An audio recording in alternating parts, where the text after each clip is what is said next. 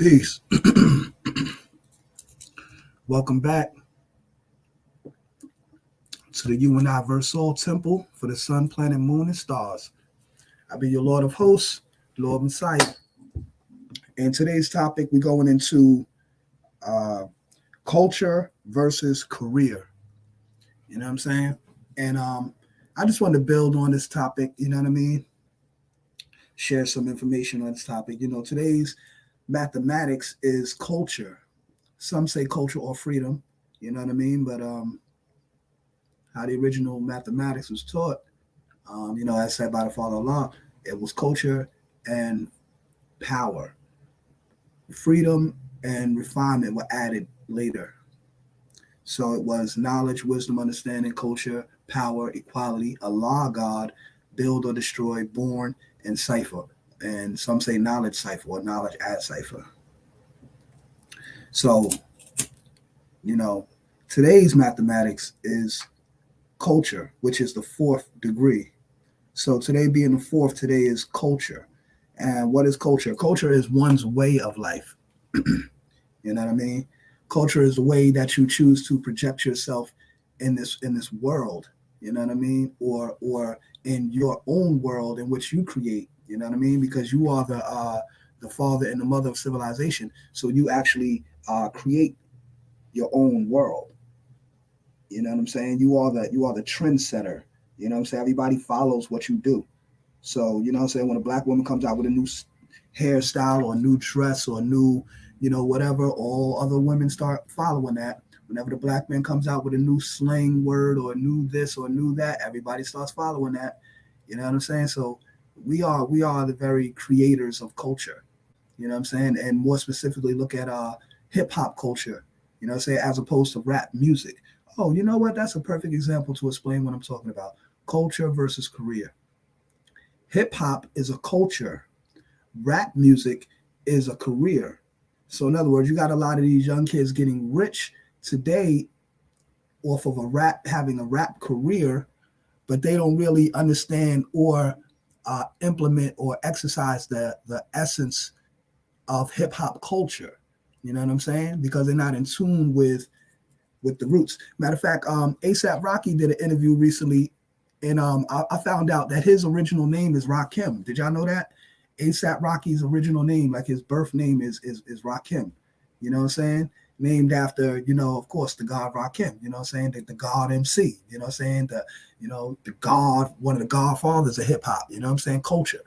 So, and he said, he was saying in his interview, he didn't necessarily want to be like come under that title, like under that whole big, all that weight of living under Rakim's name, because like who can fill those shoes? You know what I'm saying? That's like too hard to fill. So it's like he wanted to create his own kind of vibe and own kind of wave. And I feel him on that, you know what I'm saying? I respect that, you know what I'm saying? Because like look at what could happen, such as like a dude like Lil Nas X coming out. Now we know who the original Nas is, who's another godfather in hip hop culture. Then you got this rapper, Lil Nas X, who comes out and just puts a whole shame on Nas's name. Now, at first Nas was fucking with him because he did that joint that, what's that shit that ride till I can't ride no more and all that shit, whatever. So no, a little hollow song, whatever.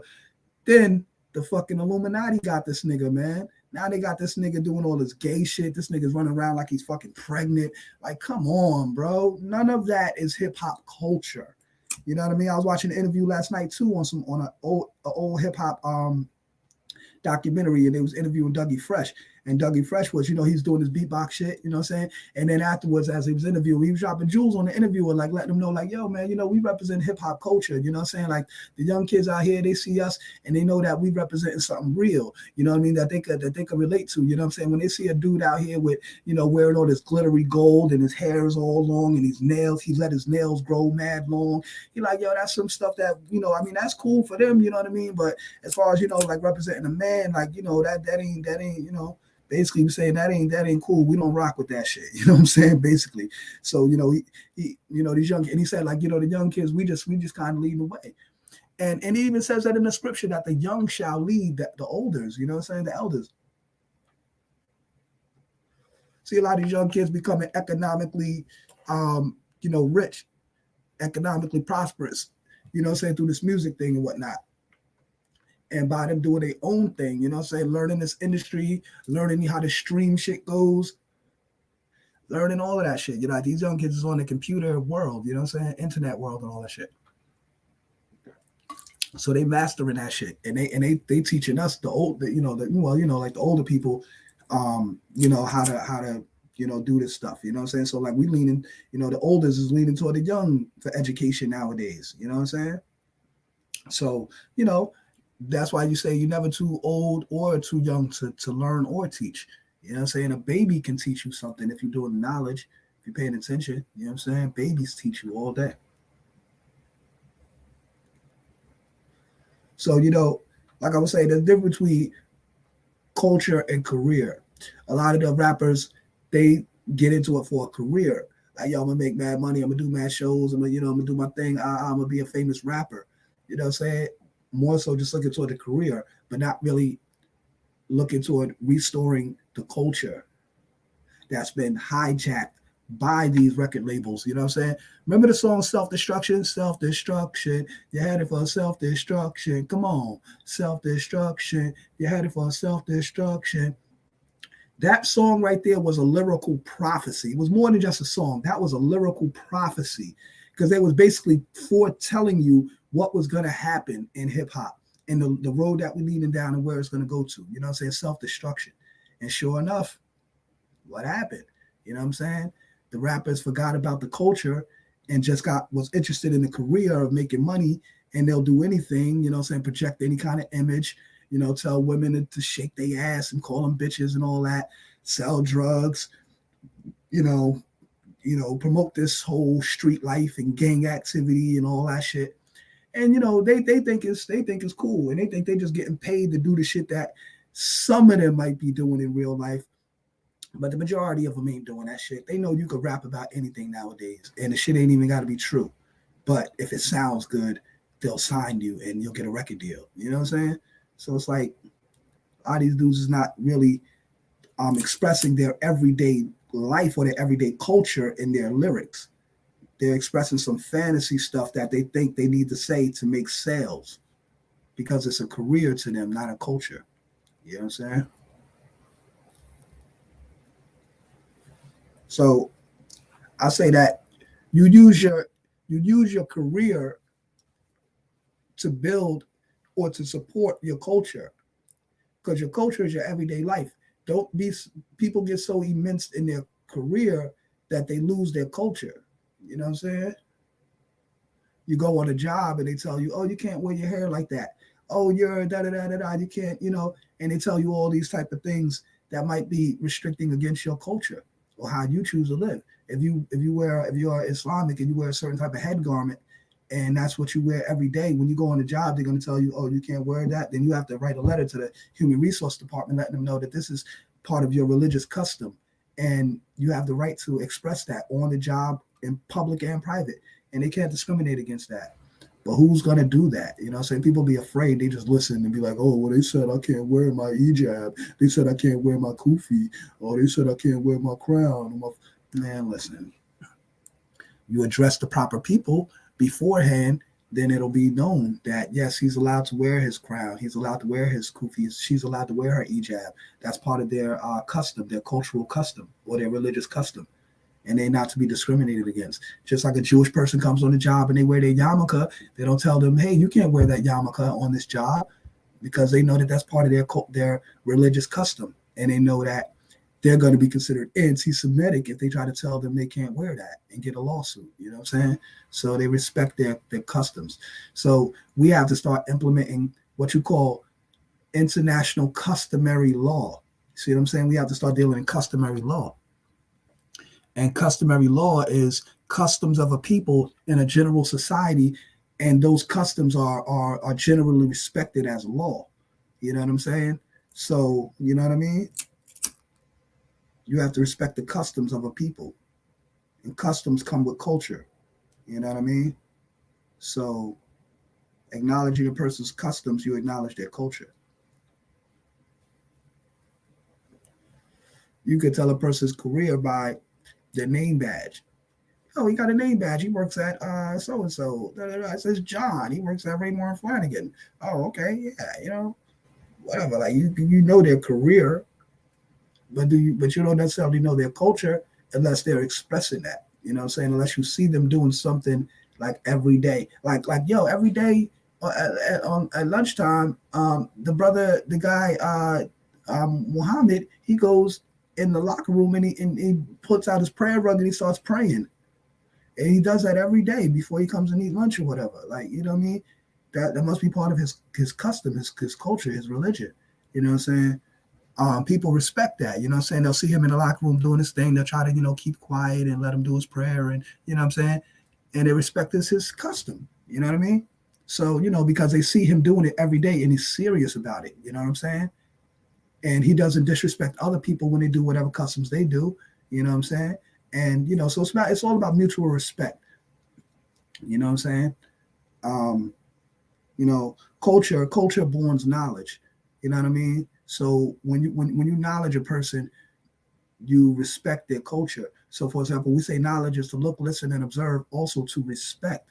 So, for example, the word respect, means to do again. Inspect means to look. So respect means to look again or to take another look.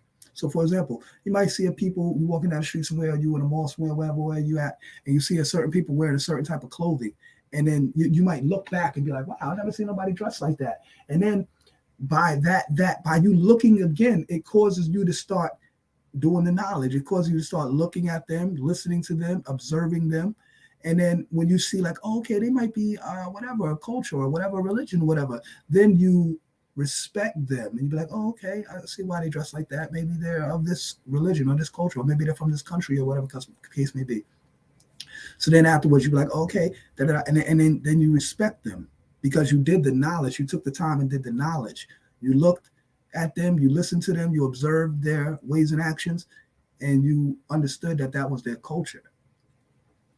So everything is mathematics. Everything is mathematics.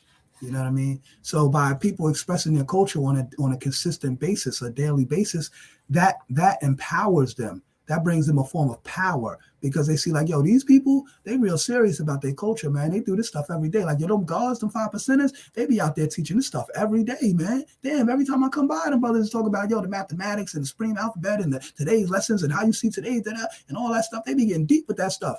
Like, yo, they serious about that stuff. You know what I'm saying? Yeah, because it's an everyday culture. It's an everyday thing. You know what I'm saying? So, yeah. Damn, Lord Messiah, he on Facebook dropping fucking new show improves every day.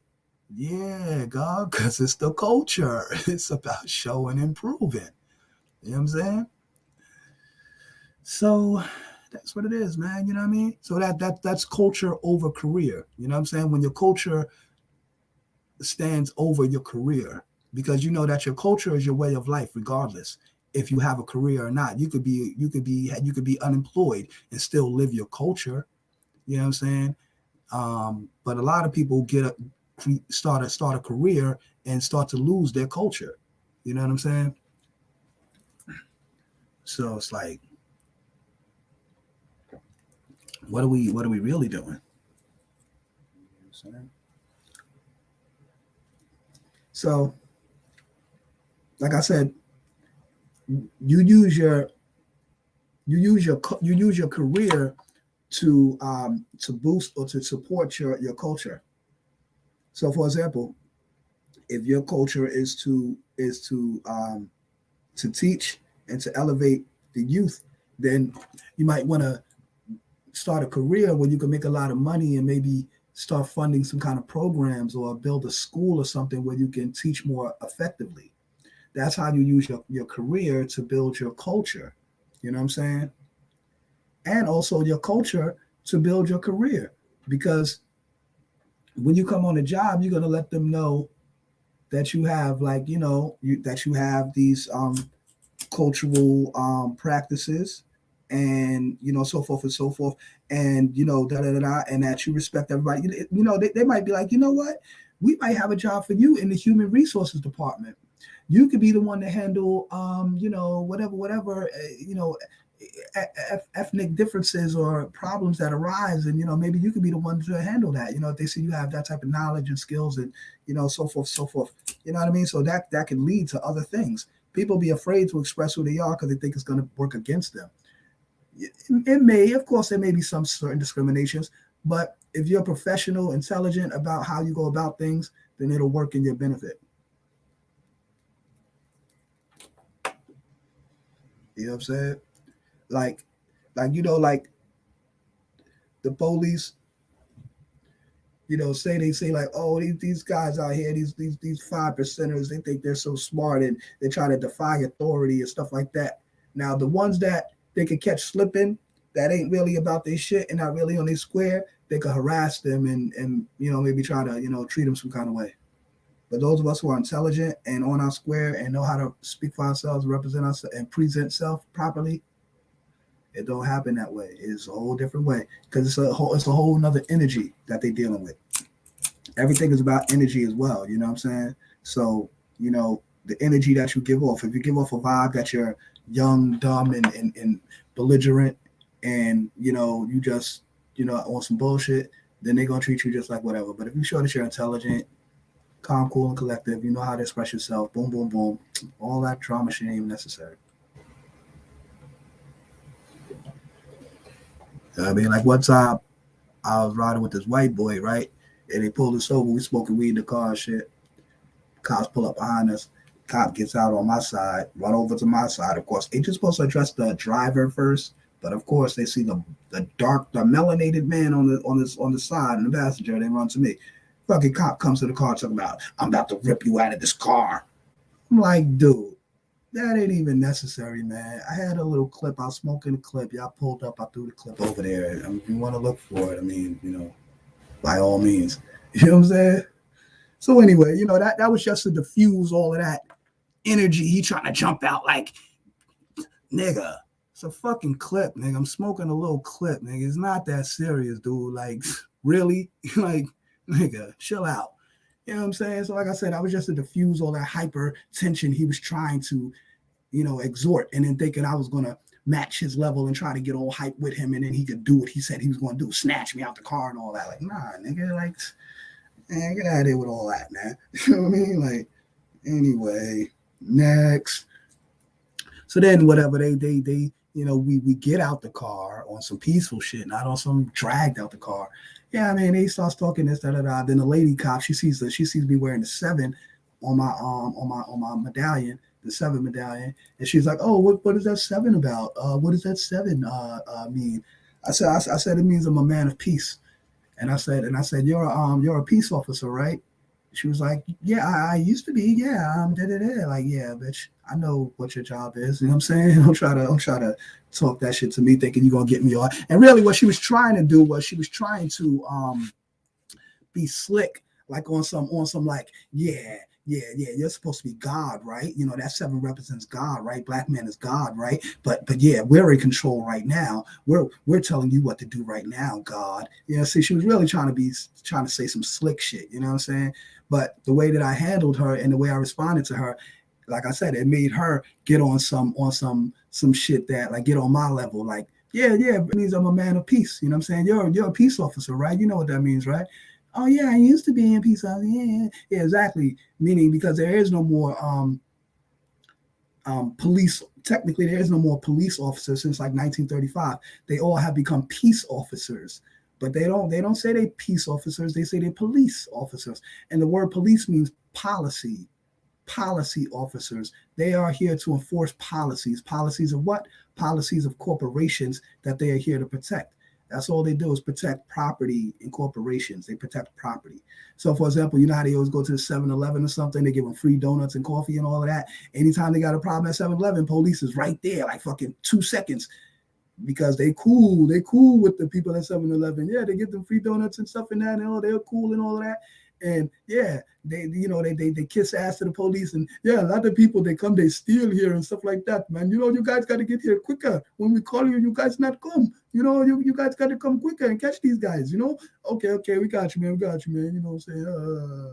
You know what I'm saying? Like, word. So it's like they there to protect property. That's what their job is to do. And that's why when you're not a property owner, you don't pay taxes. They're not giving you that help that they give people that pay taxes. You know what I'm saying? Because you know how like these rich people be like, I pay my taxes paid your salary, man. Fuck, man, I pay your fucking salary. And so they be screaming on these cops and shit. Like they feel like they got authority and shit. Yeah, because they know that they pay taxes and they know that they, say in that certain tax bracket where them police work for them. They have obligations to protect people of certain tax brackets and property status. You know what I'm saying? So that's that. They know that that's what it's all about. But anyway, back to Korea and culture in Korea. Yeah, that's another example of culture in Korea. So, for example, the peace officer really comes from the sheriff, because the sheriff comes from the Arab word sharif, which means peace. You know what I'm saying? So the sheriff is really the peacemaker. You know what I'm saying? The sheriff is from sharif, which means the peacemaker. So really the sheriff is a peacemaker. And then the police, which are kind of lower than the sheriffs, they are peace officers, or they're supposed to be peace officers. So their culture is supposed to be about peace. They're supposed to be keeping the peace. But now what happens? Their career oversees the peace, because they're like, yo, well, we ain't making no money off of keeping peace and keeping everybody peaceful. No, let's let these niggas wild out. And when they do something that breaks the so-called law, we're going to lock these niggas up. And this is how we fill our quotas. And this is how we get citations. And this is how we get, court appearances. And this is how we make money in the system. This is our job. We got to go out here and create tickets and pull people over and lock them up and get them all in the system to create money and a functioning for the system. That's what their job is. It ain't about keeping peace. You know what I'm saying? So it ain't about a culture of peace. It's about a career of making money. You know what I'm saying? And feeding their families in the wicked way that they choose to. You know what I'm saying? By being a policy officer. And when people implement racist policies in their corporations against people, they'll try to say it's a store policy, but it's not a store policy. It's a racist policy. Another example. Brentwood, Long Island, and many other places. You go into the Family Dollar, it's mostly quote unquote Spanish speaking people that work in the thing. So when a melanated man, a dark skinned man like me, who doesn't speak their language, I'm not Dominican or Panamanian or something, so I can't front like I'm one of y'all. I don't speak your language. They're gonna discriminate against me. Oh, sir, you have to leave your bag on the side. Oh, so this is not only racial discrimination, because I don't see you saying that to anybody else of any other complexion, but it's also gender discrimination, because you don't say this to any other women coming here with these big ass purses. And specifically, like I be seeing the Spanish speaking women come in there with these big ass purses, and they got all their kids surrounding them, and they running around and da-da-da. While you looking at the kids running around, they up there stuffing mad stuff in their purse. You know what I'm saying? And I be seeing them. I used to work at Walmart. I used to see that shit too. Lady in the just stuffing mad shit in her fucking purse and got her kids all running around. So you paying attention to the kids, but she's sitting there stuffing mad shit in her purse. You know what I'm saying? And I'm like, yo, see how that goes down? While y'all sitting here watching the dark-skinned man all goddamn day, your own fucking people is stealing from you right in your fucking face, but you ain't gonna say nothing to them. You know what I'm saying? You're going to let them pass. You ain't going to say nothing to them because you want to keep this whole stigma that it's the dark people that steal. It's them that steal. And every time they come in the store, we're going to cause a problem with them and make them feel uncomfortable as a shopper by asking them to leave their bag here, but we don't ask anybody else to do that. So now every time, you know what I'm saying, you just look like you're an automatic thief or someone that would steal, because every time you come in the store, we actually leave your bag here. Why? I'm not going to steal anything. You know what I'm saying? But this is all. So I had to tell this young kid one time. He was like, "Yo, sir, you have to leave your bag." I said, "No, I'm not leaving my bag anyway. If you want to walk with me and follow me around the store, if that's what you want to do, you're gonna do that anyway. You'll see. I ain't stealing nothing. I'm gonna get what I get, and I'm gonna get out of here." He's like, "Yeah, sir, but the police is right outside." I said, "Go get him. Go get him. Like, what you want me? I'm supposed to be scared or something? Go get him." And I will let them know that what you're trying to enforce is not a store policy; it's a racist policy. You understand? And I said, "See, this is you." And I said, "Yo, bro, I see that you young and you just starting to work here. I've been coming here for years. Don't let them train you into that racist BS. You know what I'm saying? Because that's racism from your manager, the lady that's training you to be that way. Y'all don't say nothing to nobody else in here. He was like, yeah, bro, I know what you're saying. You know what I mean? But I'm like, yeah, you know what I'm saying? So don't even let yourself be, geared that way to start discriminating against people and stuff like that. You know what I'm saying? Like I said, you could go get that police officer and I'll let him know what time it is. That's not a store policy. Show me in your store policies where everybody has to leave their bag at the door or whatever. Show me where it's a store policy. Because them police is policy officers. They go enforce policies. Show me the policy. Oh, yeah, well, yeah, exactly. So I'm going to continue my shopping. I'm going to get what I get, and I'm out of here. You know what I'm saying? And now it's turned around on y'all. Because now I just exposed y'all racism and the way that y'all conducting yourselves.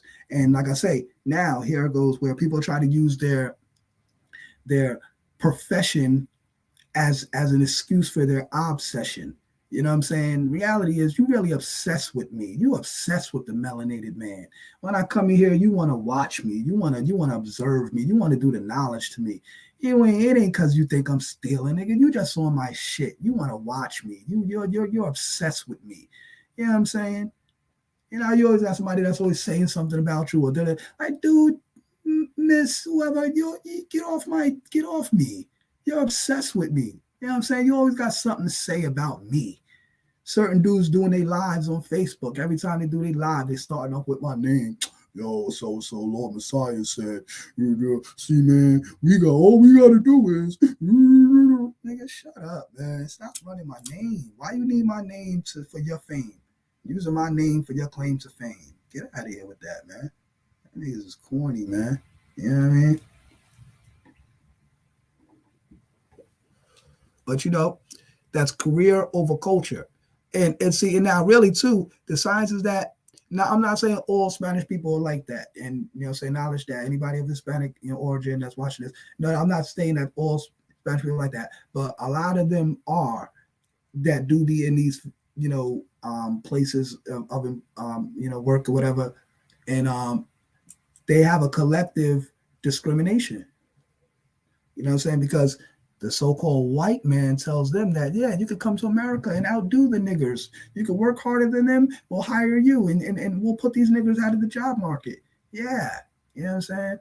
So they go along with that thought. Like, yeah, I used to be on jobs where, you sitting there working with the dude and you kicking it and everything is all good. Then all of a sudden the white manager comes around and he starts going extra hard, trying to go extra hard and act like he's outworking you and shit. Like, my nigga, we were just sitting here chilling, kicking it, doing our thing or whatever, all working at the same pace. Now all of a sudden the white man comes, you want to start going extra hard? Like, that's some coon shit. You know what I'm saying? That's some coon shit. That's some old, yes, master. See, I'm doing my job. I'm done. Yeah, yes, sir. Like, get out of here with that corny shit, man. They could be on some sellout shit, man. So anyway, that's career over culture, man. You know what I'm saying? When people feel like their career is in jeopardy, they'll lose their culture.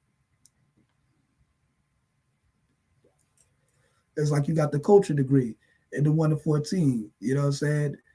Where it says that, the devil was telling lies and stealing, causing the original people to fight and kill one another.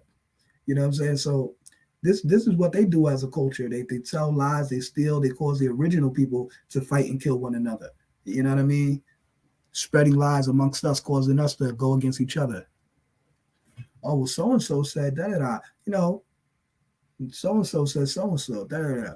They ain't say nothing, but they just told you that so-and-so said whatever, and you believe them. Now you at odds with your own people because of what somebody told you. Somebody put that on Facebook too one time. They put a quote. They said, don't you know people will hate you based on something somebody told them about you? You know what I'm saying? But yet, like they never even met you themselves, or they don't know you personally or know the situation or whatever, but based on what somebody told them, they'll believe it. Like, y'all been one time, this dude, this chick I was dealing with a while ago, we had a bad breakup or whatever. You know how chicks do. They want to start telling other dudes negative shit about you. Oh, he did this or he whatever, da. So she said some dumb shit. And I had to tell this nigga, like, and really I wanted to go harder. Like, man, dude, I used to do all kind of shit with that bitch. Like, yeah, like, please, man. Like, yeah, like, what you think? Like, that's your new shorty now or something? You fucking with her now? And I had to let him know, like, your fam, he ran up on me telling me, yo, so she said that you saw so. Like, yo, fam, I used to fuck with that chick, man. You know what I'm saying? Like, that chick is, like, you believe what she say, man? What? He was like, yeah, nigga, like, Fuck, nigga, what you thought you had? You see what it was though? I ain't gonna front. Shorty had that good. You know what I'm saying? Shorty had that good. That's probably why that nigga gonna actually try to think he was coming at me on some sideways shit off of some shit a chick said. That's what dudes gotta realize, man. Don't go off of what no damn chicks say, man. You gotta do the knowledge, man. Be a man and do the knowledge. And even if you want a knowledge to confirm the so-called wisdom or the words that was told to you, then you as a man come and ask the other man. Don't go and accuse the other man based off what the woman said. You be a man and you ask that man, yo, is this true? Because Shorty was saying, da-da-da, I just want to know, what the deal was, whatever. You know what I mean? I ain't accusing you or nothing. I just want to know, what the deal was. That's how you properly do something. Not, yo, Shorty said that. Like, nigga, really? And you gonna believe that? Like, really? Like, come on, man. Get out of here. But anyway, that goes where, dudes don't be doing the knowledge, man. You know what I'm saying? Niggas be caught up in emotion. Niggas be caught up in that good. You know what I'm saying? Shorty putting that good on them. You know what I'm saying? Probably had that nigga mind all like, yo, so I'm gonna go all out for Shorty. Like, nigga. Stop it. I know the head is good. I know the pussy's good. Shit is nice and tight, my nigga. I've been and had that, my nigga. So do you enjoy it? You know what I'm saying? Because you just another nigga that's going to be in our life. So whatever. But anyway, dudes be getting caught up. You know what I'm saying? Dudes be getting caught up in the wisdom and not doing the knowledge. You know what I'm saying? Dudes will listen to a woman and not ask the man, not get the knowledge from the man to know the truth. You know what I'm saying? Before you just make a prejudgment. And why is that? Because your mind ain't focused. She's draining you. And your mind, and you, how they say, the more you use your sperm, you lose your ability to learn. Phil Valentine said that. The more you use your sperm, you lose your ability to learn. So that's why a woman, especially a non-melanated woman, she'll keep doing that to you, sexing you all day, keeping you busting them nuts and shit, and keeping your mind unfocused. So now you just tired all day and you weak all day, and then she ain't even really feeding you properly. So, you know what I mean? Your mind ain't really thinking properly. Like, you got to understand these things, man. Women do these things to men consciously, not even subconsciously, consciously. They know what the fuck they're doing. You know what I'm saying? But men don't be knowing.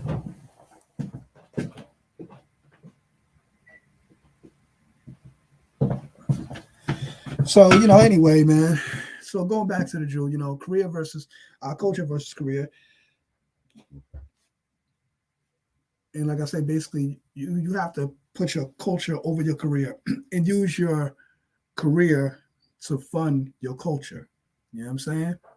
So, you know what I'm saying? You make your money and you use that to do the things that you do in your cultural life to build and uplift the growth and development of your cultural life. You know what I'm saying? So, for example, like, you make money to feed your family, right? Your family is your culture. You know what I'm saying? Your everyday life. Those are people you with every day. So you go to work and you make money to feed your family. You get a career to boost or to support your culture. You know what I'm saying? So on that note, y'all, I'll say peace. Love y'all. You know what I'm saying? And I'll see y'all in the next build in the Universal Temple for the sun, planet, moon, and stars. I'll be your host, Lord Messiah. Peace.